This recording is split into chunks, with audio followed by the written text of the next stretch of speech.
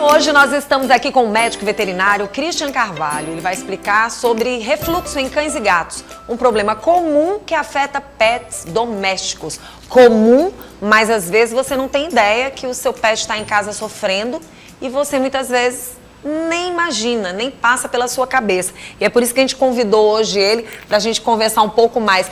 Tudo bem, doutor? Tudo bom. Seja bem-vindo ao nosso programa. Muito obrigado. Quando a gente fala de refluxo em seres humanos, a gente já sabe como acontece, né? Como acomete. E com os cães e pets? Então, antes de qualquer início de conversa, eu preciso tentar direcionar a questão de diferenciar algumas manifestações. Sim. Porque existe a disfagia, a regurgitação e o vômito. Pra gente, eu enquanto veterinário, eu sei distinguir. Nós, enquanto tutores, né, pra gente, tudo é a mesma coisa.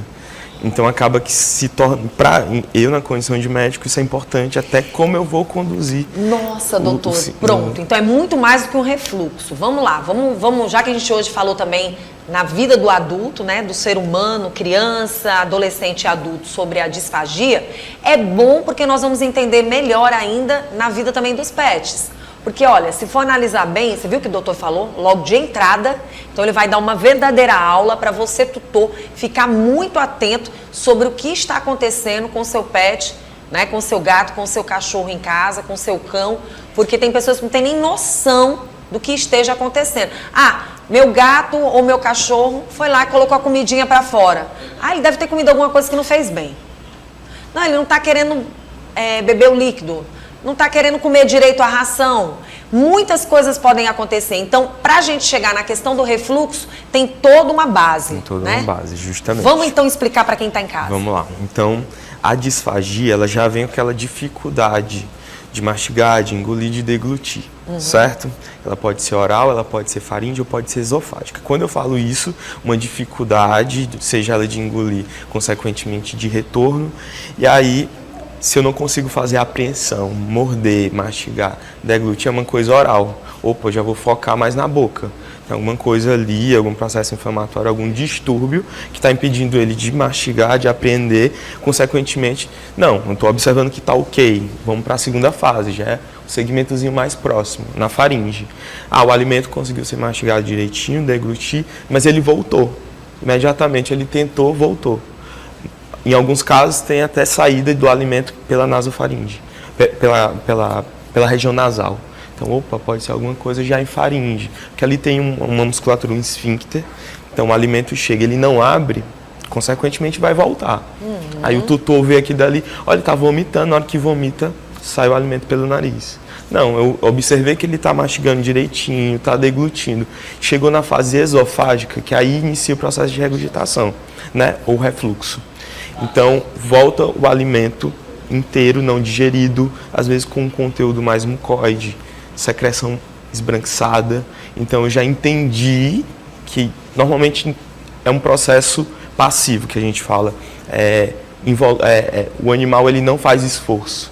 Agora eu vou focar na questão da regurgitação e vômito. Expliquei os dois processos anteriores. Então, a regurgitação, o alimento chega até o tubo, eu vou denominar dessa forma, que o esôfago é um tubo de condução do alimento da boca até o estômago.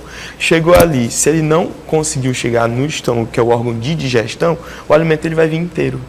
Então, ele vai, em alguns casos, vai ter o formato do esôfago, que é como se fosse um cano, e é um movimento pacífico, ou seja, o animal, muitas vezes, ele não faz esforço para o alimento sair.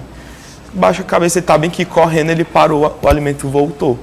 Então é diferente do vômito. O vômito ele tem todos aqueles sinais prodrômicos que a gente fala. Então ele vai nausear, ele vai salivar, ele vai ter um desconforto importante, ele pode fazer lambeduras excessivas, tipo ficar lambendo os lábios como se estivesse com a boca cheia de água. Ele vai, em alguns casos, eles têm aumento de frequência respiratória e cardíaca, como se ele já dá sinais de que vai vomitar. Isso tanto gato como cachorro? Aí tem um diferencialzinho do cão e do gato. Tá. E aí, para completar o vômito, eu preciso de um estímulo. Então, eu vou contrair muito a musculatura abdominal para ter força para esse alimento voltar. Então, se ele está vindo lá do estômago, já passou por um processo digestivo. Então vem um conteúdo bilioso, né, biliar, amarelado. Então isso é o que faz a distinção do vômito do refluxo. O refluxo é um processo passivo.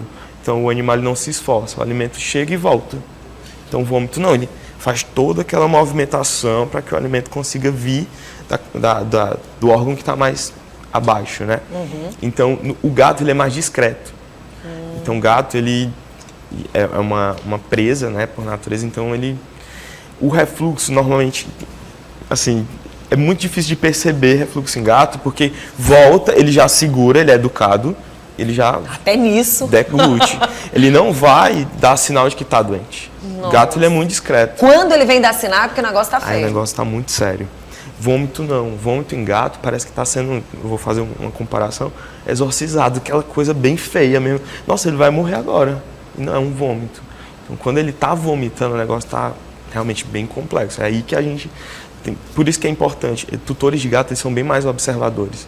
Olha, eu observo que ele fica tipo, lambendo o lábio, observei que ele está salivando e faz um movimento estranho. Já é um sinal. Mas não veio conteúdo, então já é um indício de que pode estar tendo refluxo.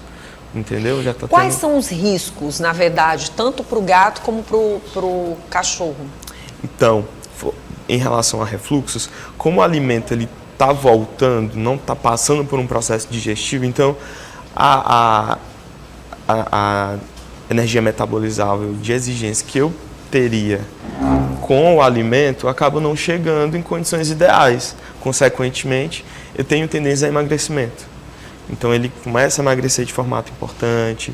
Em alguns casos, como é uma coisa, voltando a repetir, frisar, é uma coisa involuntária, passiva, posso broncoaspirar, fazer broncopneumonia de aspiração. Isso é muito ruim. Ele pode não querer se alimentar também por causa disso ou não?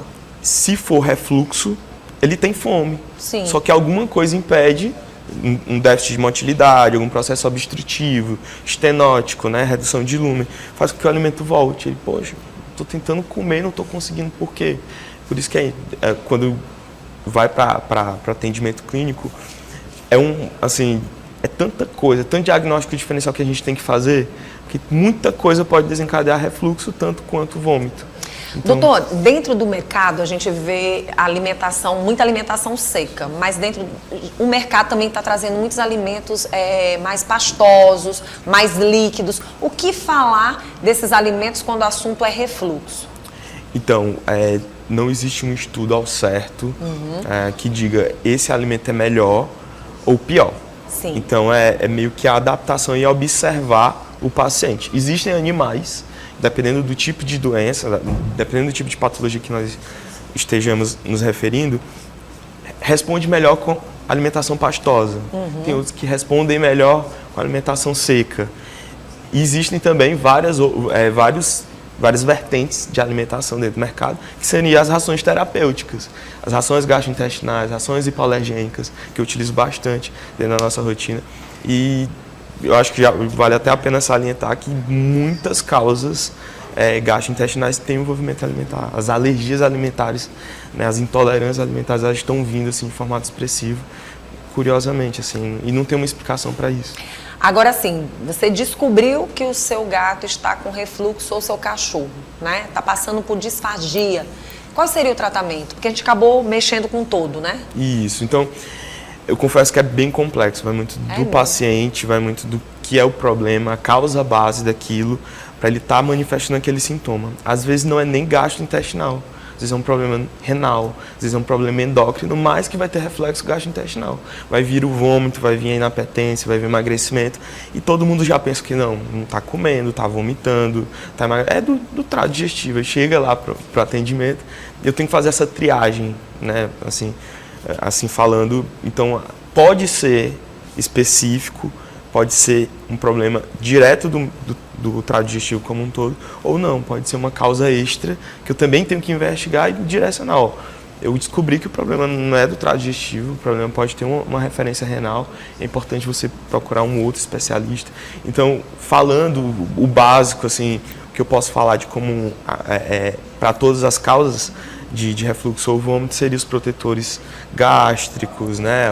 Os protetores de mucosa que a gente fala, os antieméticos, querendo ou não, tem que entrar um medicamento para controlar a náusea, para controlar o vômito, controlar o refluxo, fazer esse controle alimentar. Tem patologias que o animal ele não pode comer com a cabeça baixa, que seriam os megaesôfagos da vida, então ele tem que ser alimentado numa estrutura mais elevada, ou então após comer deixar a cabeça erguida, porque tem uma predisposição ao retorno do bolo alimentar.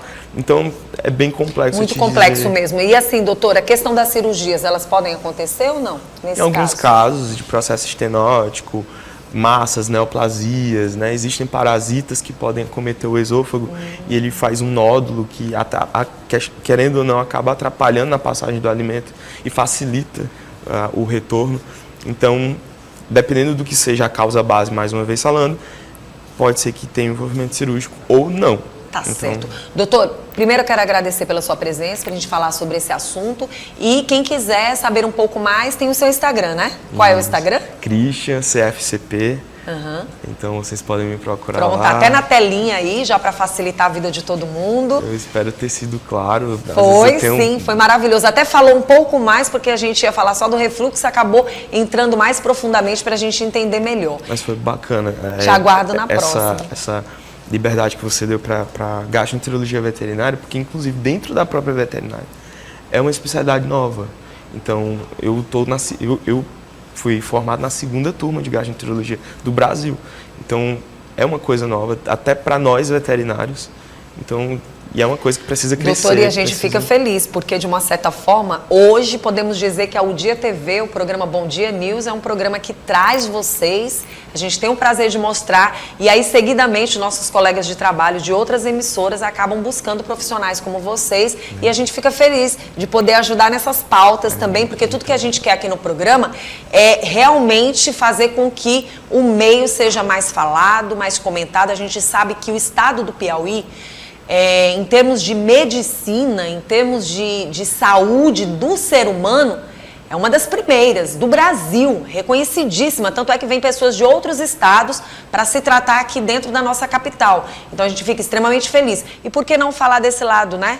Da parte veterinária e, obviamente, agora trazendo você, que é um gastroenterologista veterinário e que a gente traz para o programa dando referência, e a gente agradece de verdade ao trabalho da nossa produção, que, sinceramente, faz um trabalho rico, entendeu desde o primeiro dia que a gente chegou aqui como seria o programa, e a gente fica extremamente feliz de ter essa equipe engajada, assim, em fazer esse trabalho legal. Pode ter certeza que você virá mais vezes. Graças a Deus. Tá bom? Me deixe Seja sempre bem-vindo ao nosso programa. Que eu puder ajudar. Com certeza. Estou aqui para poder ajudar da melhor forma Vai ajudar possível. muito, pode ter certeza. A gente vai te esperar mais vezes aqui no programa.